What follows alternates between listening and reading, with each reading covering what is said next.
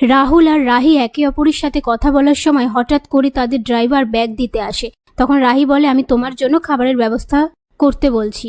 এই বলে সেখান থেকে বেরিয়ে যাওয়ার পর রাহুল রাহির ব্যাগটা রাখার সময় ব্যাগটা পড়ে গেলে সেখানে রাহির আইডেন্টি কার্ড দেখে মিমোকে ফোন করে বলে, তোকে একটা কাজ করতে হবে। এই বলে সমস্ত প্ল্যানটা বলে দেয়। তখন রাহি এসে বলে, কার সাথে কথা বলছো? রাহুল বলে, বাড়িতে ফোন করে সবটা জানিয়ে দিলাম। এই বলে চলে যাওয়ার পর রাহি সেই ফোনে ফোন করলে মিমো ফোনটা ধরে বলে, হ্যাঁ কাজ হয়ে যাবে। রাহি বলে, কি কাজ?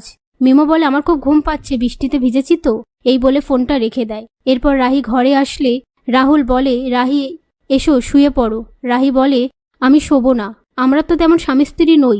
রাহুল বলে, আমার ভুল হয়ে গেছে বলাটা, আমি শোবো, তুমি শোবে না, এসো শুয়ে পড়ো। রাহি বলে, কেন? শুধু শুধু মায়া বাড়াচ্ছ, আমাকে তো সব ছেড়ে চলে যেতেই হবে। রাহুল বলে, যদি যাও তাহলে একজন ভালো কারোর কাছে গিয়ে পড়ো। রাহি চিৎকার করে বলে, সেটা তুমি কেন বলে দেবে? ভালো থাকার উপায় সবসময় কোনো ছেলে নাও হতে পারে।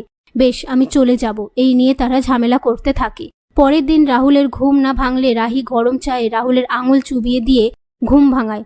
রাহুল ঘুম থেকে উঠে বলে, কাল আমি তোমার সাথে ঝগড়া করেছি বলে আজকে প্রতিশোধ নিচ্ছ?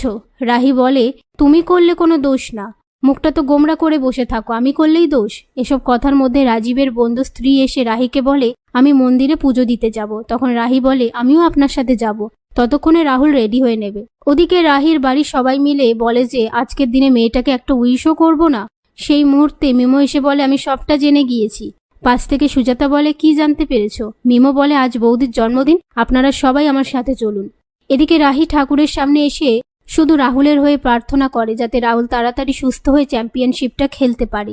সেই মুহূর্তে রাহুল রাহির সামনে এসে দাঁড়ালে রাহি আপন মনে বলে, মুখটা ওরকম লাগছে কেন ওর? চোখগুলো দেখে মনে হচ্ছে সবটা শুনে নিয়েছে।